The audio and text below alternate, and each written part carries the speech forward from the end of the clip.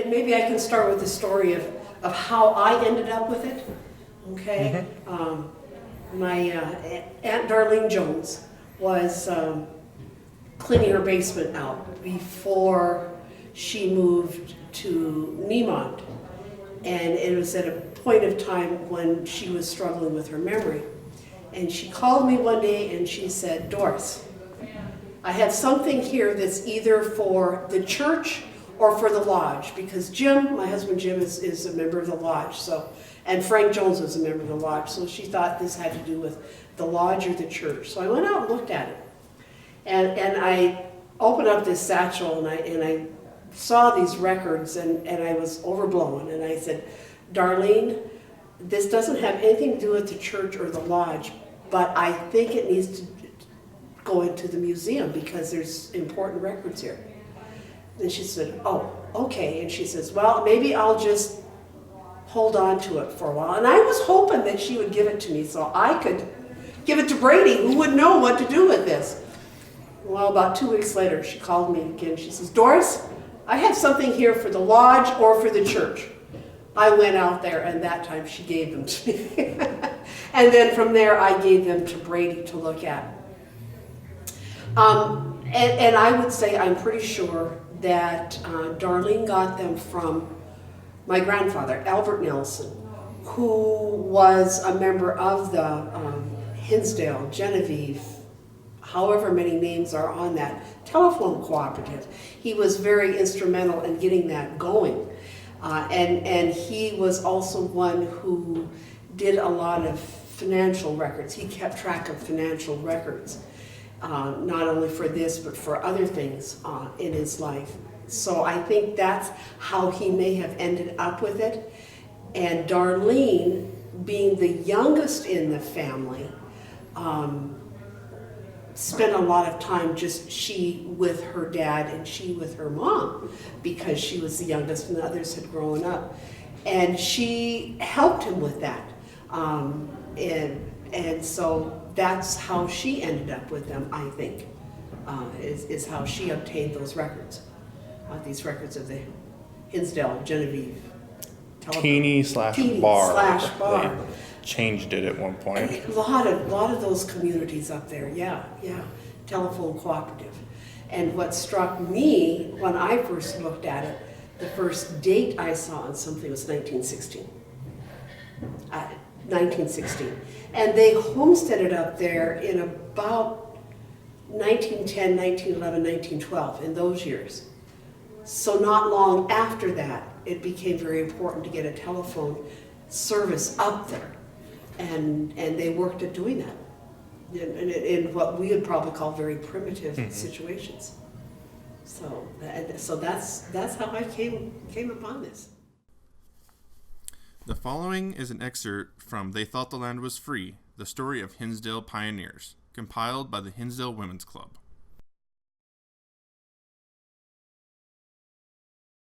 The Hinsdale Genevieve Thoeny Telephone Company. Although the telephone company was being organized in 1915, the earliest minutes are for December 2nd, 1916. At that time, W.L. Fraser was president and John C. Macaulay was secretary.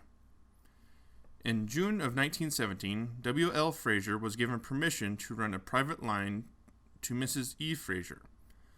Also in 1917, the company voted to buy from the Montana States Telephone Company the poles and equipment from the city limits to the Statler lead for the sum of $45. They also voted to connect all subscribers who desired it to Hinsdale at 50 cents per month, and all toll calls to Hinsdale were to be 15 cents per call.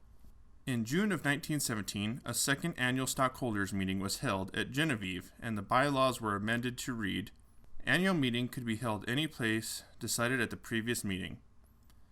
The bylaws evidently were read and adopted at this meeting, but no bylaws were recorded. Directors were elected at this meeting, with R.E. Hamry and H.O. Kvorjvig for a 1-year term, T.E. Camrood and George Rutherford for 2-year terms, and W.L. Fraser, John Macaulay, and H.H. Kiefer for 3-year terms.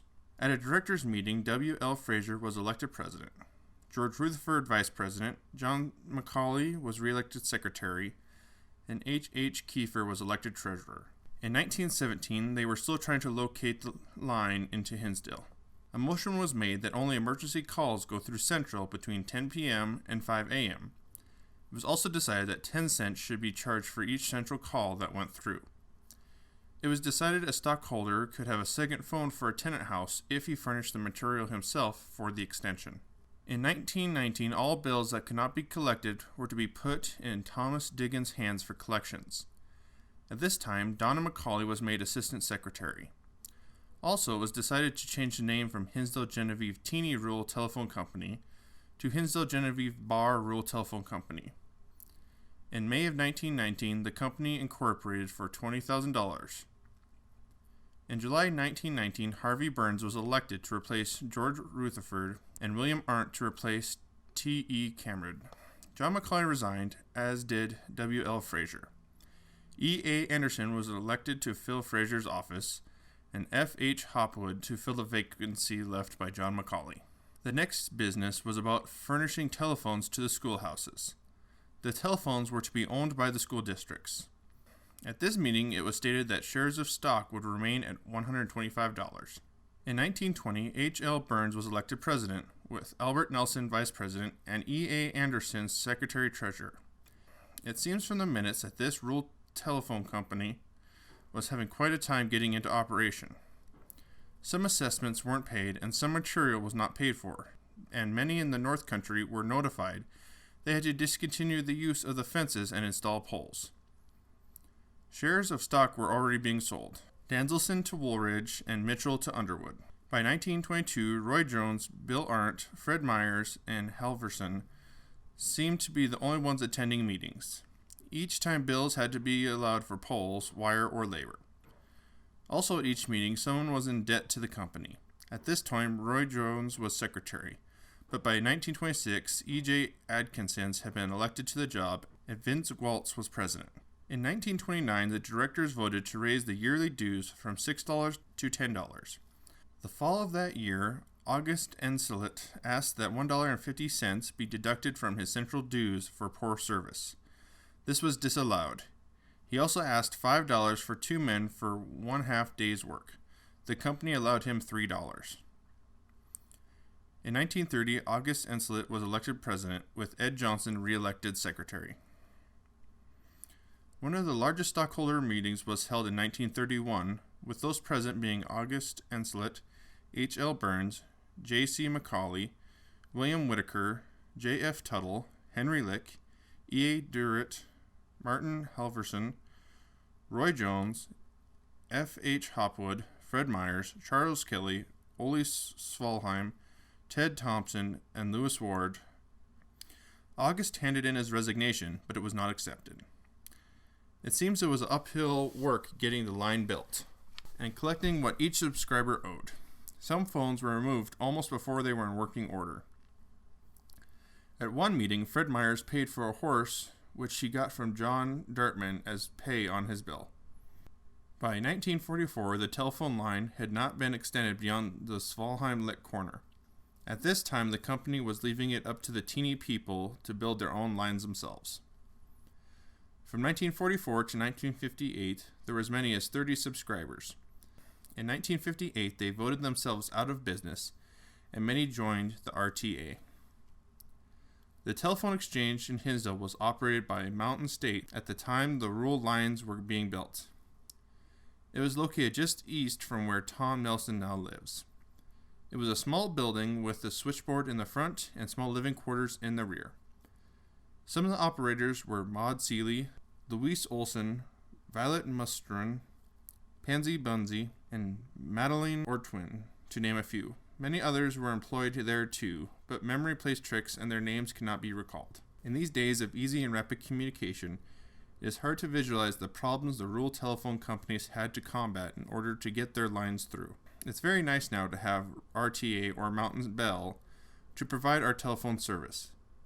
But let's not forget those pioneers who laid the groundwork for these later years.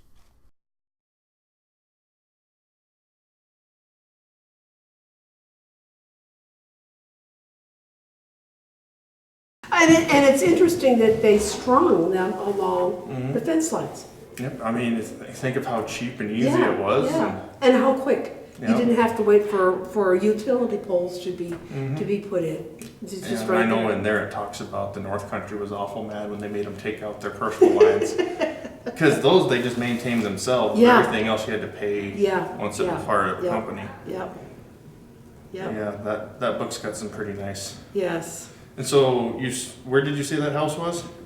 This house, the telephone house, was right next to the house that I grew up in, my mom and dad's house, Tom and Mabel Nelson's.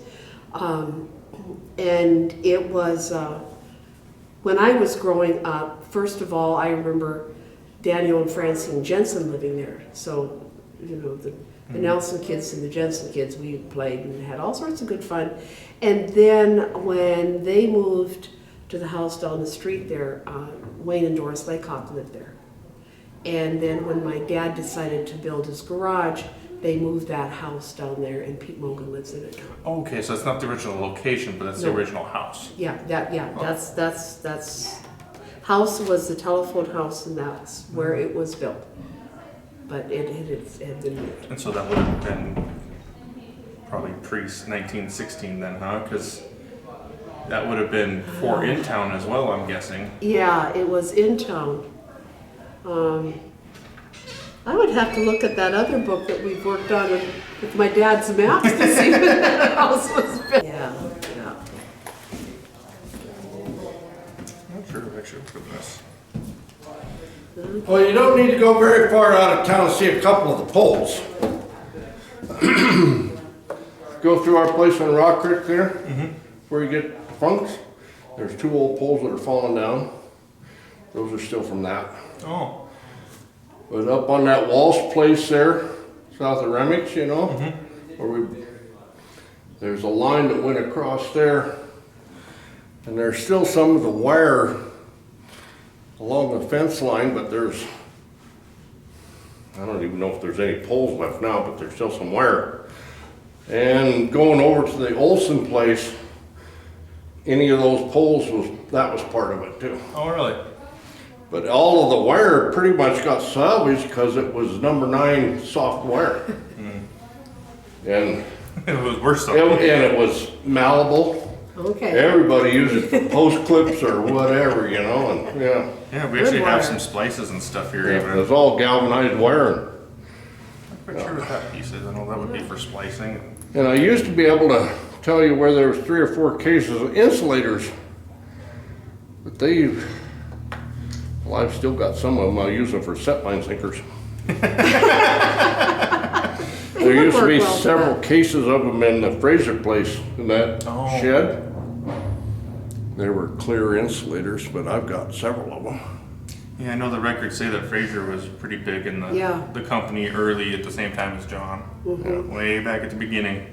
And what my granddad said was, the person that bitched the most about it got to be the president the next year. I do see that in August there as Insulate was the well. last one. And that's a fact, but I've got the line was Oh. Yeah, there's a point in there where one guy one year is complaining about service, and the next year it's his job. It's his And then he job. tries to resign, and they say no. Oh. And I'm sure back then it was like serving on any kind of board. No. Even today, you know, you can't please everybody, and there are some people that are going to complain. Yeah. I finally found evidence of when they said that Hinsdale tried to become its own county. Oh. I found you one. I found didn't find the same article, but I found Okay. one. And it said Saco, Hinsdale, and Opine were all going to form their own. Okay. I can't remember. I think Opine was going to be like Bench. Hinsdale was going to be Rock Creek. Okay. And I think Saco was going to be like Beaver Creek or something like that. Okay. I'd have to go back and look. Yeah. But I looked for that for like a year before I finally found one. Wow. See, now I had never heard that. No. I had never heard that. And I finally started digging into it more, and I think I understand why. Because there's 2 things that I've always kind of known about Montana history, but I never put them together. One was the Vandalia Brick Factory, Yep. and one that there was a guy known as the County Buster. Yep. He owned the brick factory.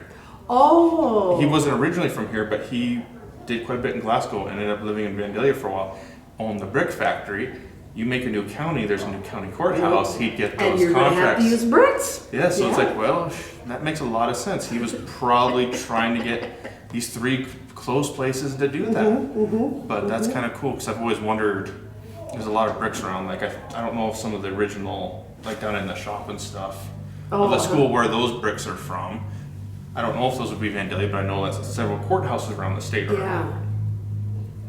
And the old school, I wonder, it was a brick school, brick building. Yeah, because there was that, and then did they add the shop in the library first, and then they tore down the 2-story and then built the new, Yeah, but yeah. left that lower level? Yeah, didn't they built the brick school, and then Then there was I a think it was gym. probably and the gym was part of it. And I think it was in the 50s they added on the shop, and along with the shop, the present school building would be the business room when you were there, and I don't know what they use that for now. I think it's a weight room. Yeah, or something, yeah. And the library were all part of the library were some elementary classrooms.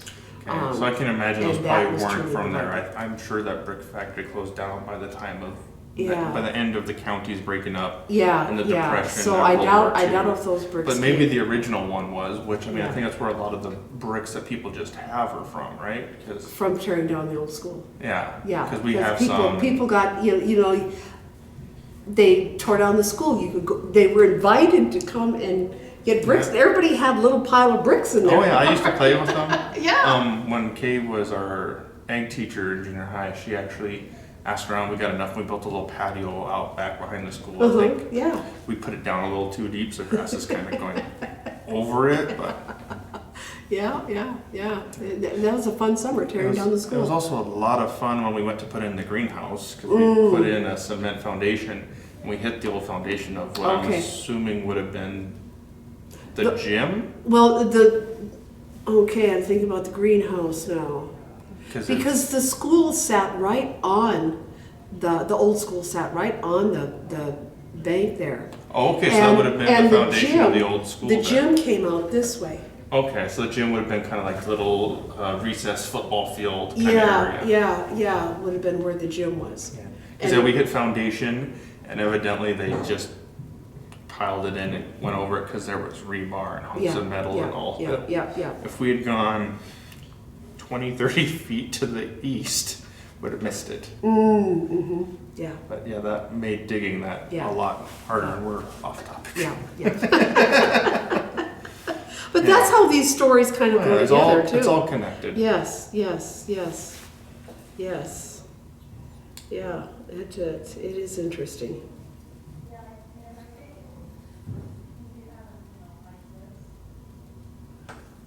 See, 19, I'm looking through here, the 1920s, when I first see my grandfather. And actually, we could probably look. But then he here. may have been on the board, but not a director or an officer too. Because in 1920, he was elected vice president.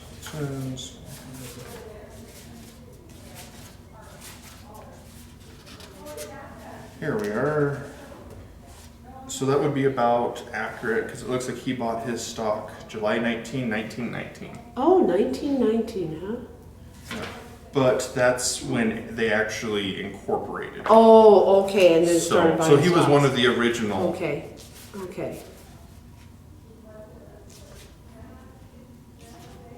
Okay, so it looks like actually most of the original stock, there was over 50.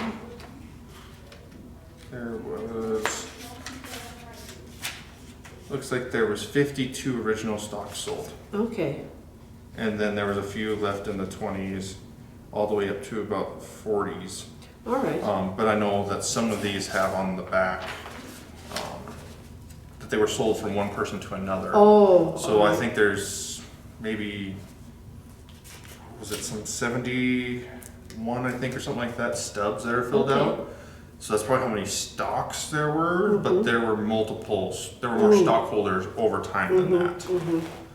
But that's probably even more amazing than the actual stock. So the fact we have these stubs.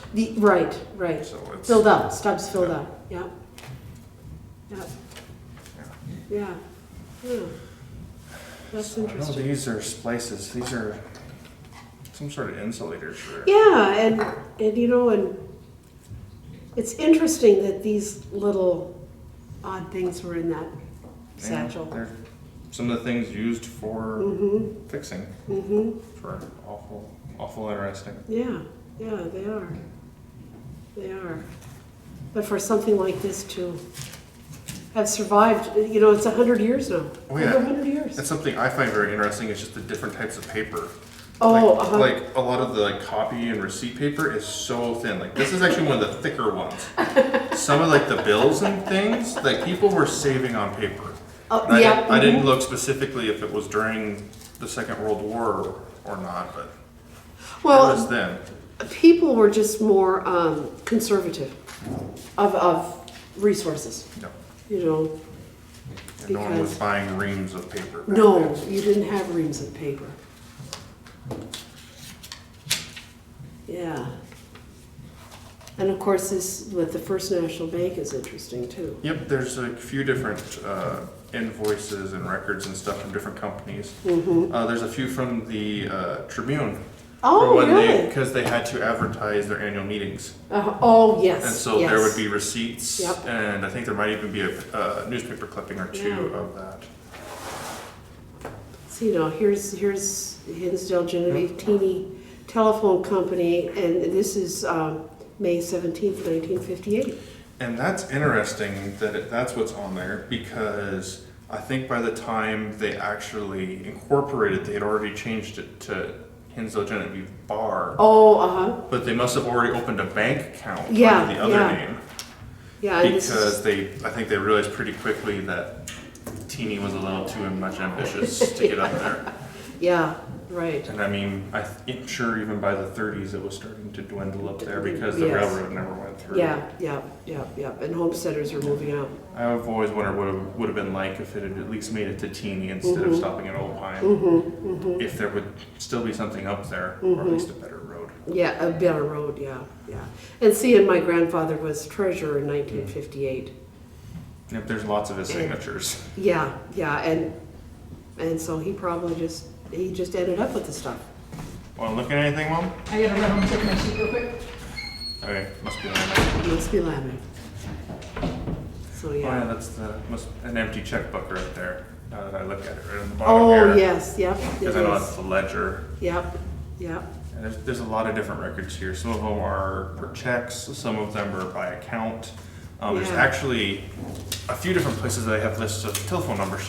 Oh, my. So, and I kind of wonder if we didn't go and look if some of these weren't still incorporated into the few phone numbers that would still be up there. Right. Well, it makes you wonder, because you used to just dial a letter and a number. Yep.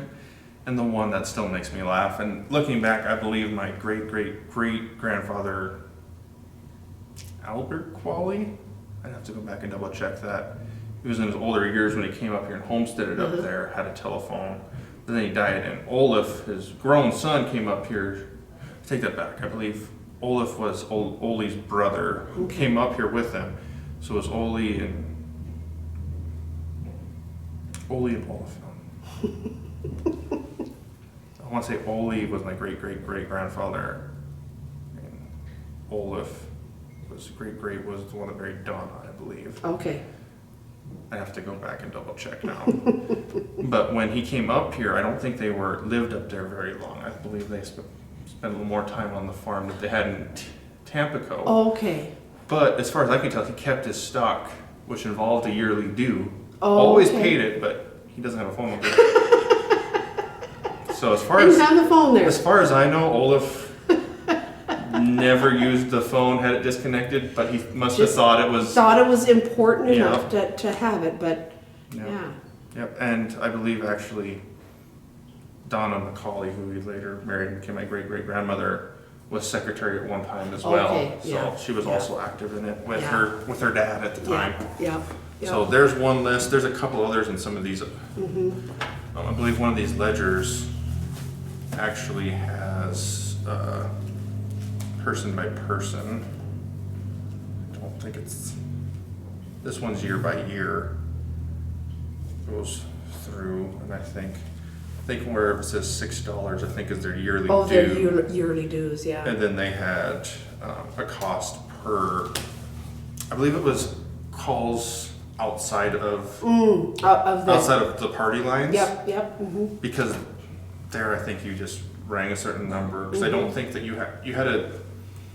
My understanding is how those original lines worked is you had party lines in which everyone's phone would ring, but you would listen to how many rings, and that was yours. Yeah, and the different And different I'm rings. pretty I don't know about specifically this one, but I've heard stories of people picking it up and trying to be real quiet. Yeah. But you could usually still tell because phones were not that powerful, and so it would drop electrical currents, so all of a sudden everyone would get real quiet. I've also heard one story,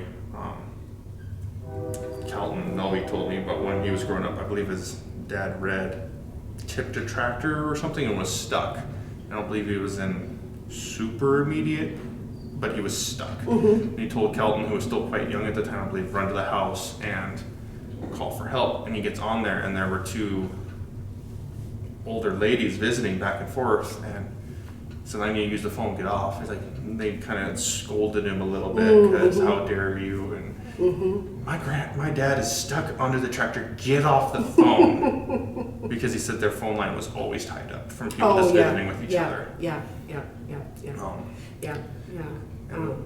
We for a couple years, my freshman, junior, and senior years in high school, we lived out there where Dusty Jones lives. Not Dusty, but David. And that's where my grandfather lived. And there was a party line.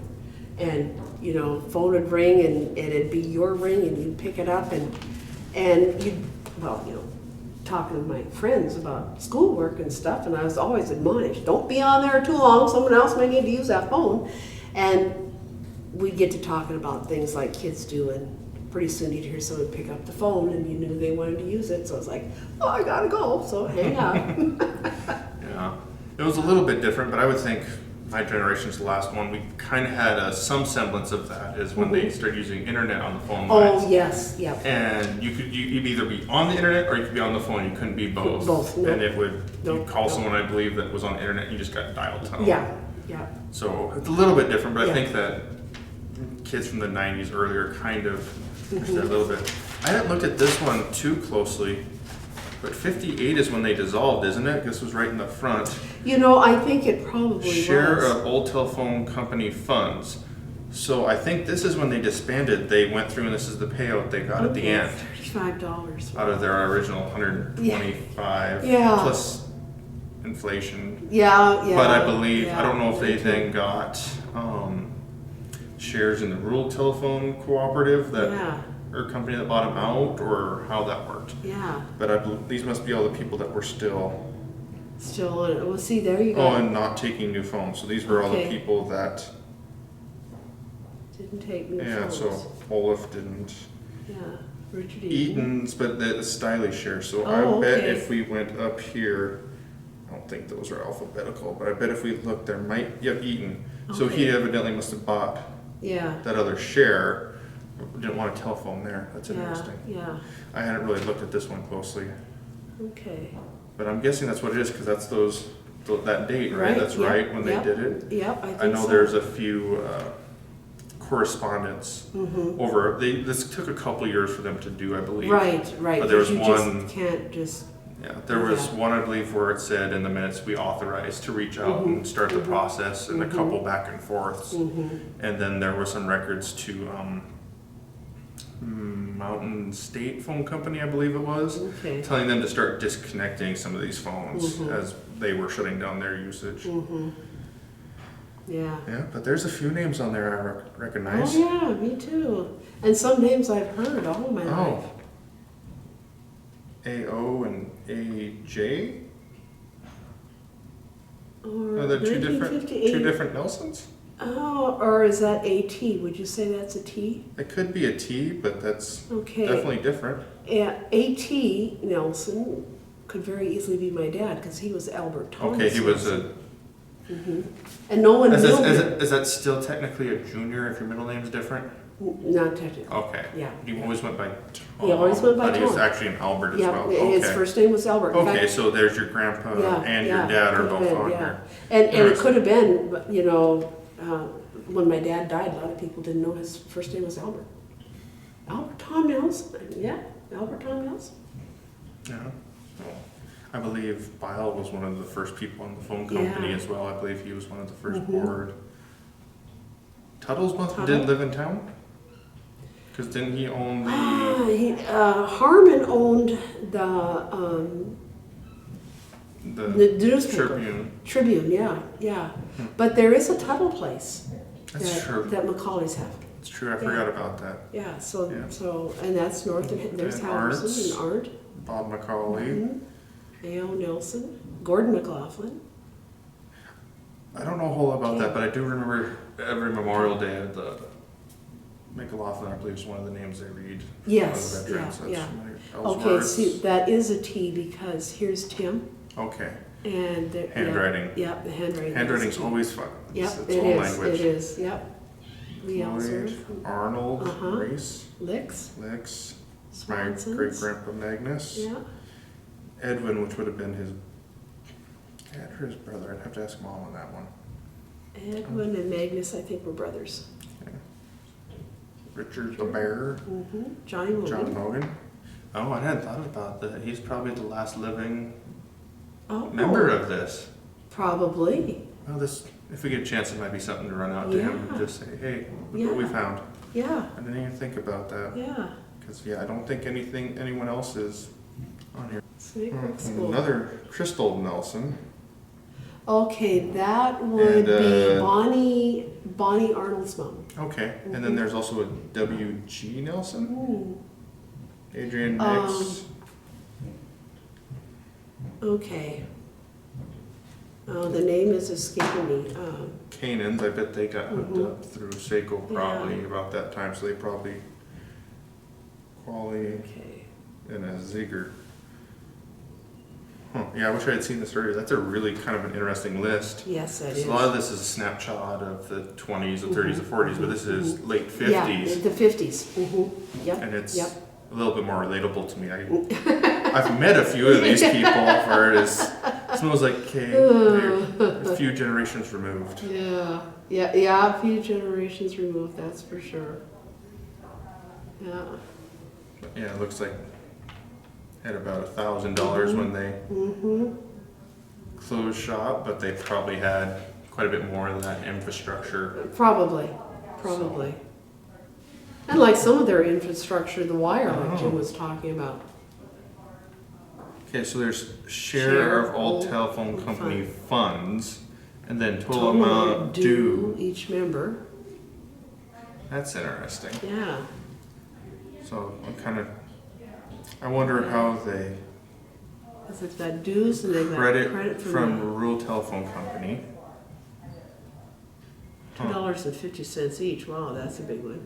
Credit That's- balance. That's $25. Oh, is that $25? Yeah, Oh, 2500. it is. Yep, it is. It is. Yeah. So that must be what they paid the stockholders then, I'm guessing, to absorb them, Okay. to absorb okay. the company. Okay. And then this is what it was. And then they had to, so it's probably this plus this, so it gets your 55. Okay. And then they You get that. subtracted whatever bills they had, Right. which is 7. Interesting. Yeah. Yeah. Huh. It's still about half of what they put into it, but they got a phone. But they got a phone. A phone that was connected to town. Yes. And actually, I yes. should ask Mom. I can't remember if she was the one telling me. I believe Swanson's were one of the first ones to have a phone into town. Oh, into town. Okay. But there were still party lines, and so I think they actually had 2 phones.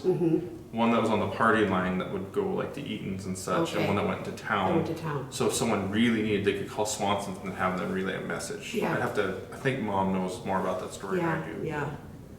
But isn't that amazing how they, you know, Yeah. the contact? Yeah, you but I know? mean, if we had to create telecommunications really quick and cheaply with a hard line. Yeah, those party lines on the fence made a lot of sense. Yeah, they did. Until They did. something popped it. Yeah, yeah. But I think everyone's 'Cause- cows were a little bit smaller, a little less flighty, and a little nicer. I don't think they jumped out quite as much as they do now. Oh, 'Cause I well, they think- didn't have so many cows. Yeah, well, I think the average size of a cow back then was like 700, and they're okay. like 14. They're about twice the size. Yeah, good nutrition. Yeah. Yeah. That's one that I hadn't Yeah. really looked at. That's kind of Yeah, cool. that is interesting. That really is. Very interesting. Want to look at old phone records? Thank you, we're supposed to have them go. There's too many people down there. Okay, so this is all the minutes actually here. So it doesn't use a whole book, but it's Yeah, but it has some oh, it does have some stuff in the stuff back. in the back, yeah. Yep, so I believe these are personal accounts. Keeping track of Yeah, I of think I got all expenses this. maybe? Yep, so like here's Swanson School, roll calls, central fees, 1 year. Canaan's, What they used. Arnold. Yeah, there's Solheim. I believe that's this gentleman that had a lot of girls and only one boy, and I believe his boy is the one that died in the Snake Creek fire. Oh, that could have been, I'm pretty sure that's that last yeah, name. You yeah, could look it up in yeah, this book, I yeah. believe it would be there. yeah. But I'm pretty sure that's. And they're all North Country people, you know? Yep. Magnus and Martin Swanson, Rutherford. Yep, so here's that one that always makes me laugh, because this is the records of Olaf Oh, Brawley. okay, no phone. No phone. But we got him, I think that's where he starts. This one from 44 to 56 pages due every day. And so this must be the book from 44 Okay. till the end. And I bet if we went to one of these other books, I think it might have more. Uh-huh. Oh, and it also has their phone numbers in here as Oh, well, yes, yes. which would be pretty cool. So like J.C. Bile was 346. Maurice Arnold was 711. 711. Huh.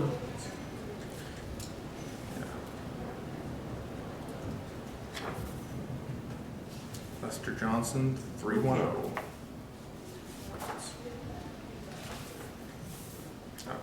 So Albert's had two of them. 326, 713. Okay. So he must have bought another place. The River Place, and that's where But David that's Jones still been was. on that line. But I'm not sure. I'm not sure. WG Nelson 322. But I'm guessing that the first one would be original because then they added that one. Yeah. I'm assuming those few times that they have multiple phone numbers, they bought someplace from someone. Right. Which they could have. Yep, Swalheim phone Okay. for Ray Arnold. Mhm.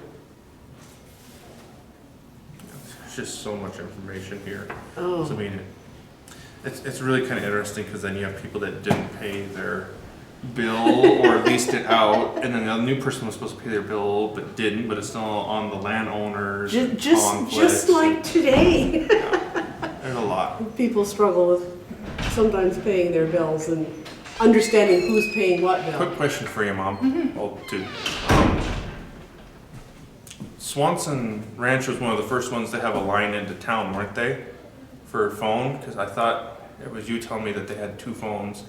And so if someone in the North Country needed to call into town, they could call on the party line that was on the fence.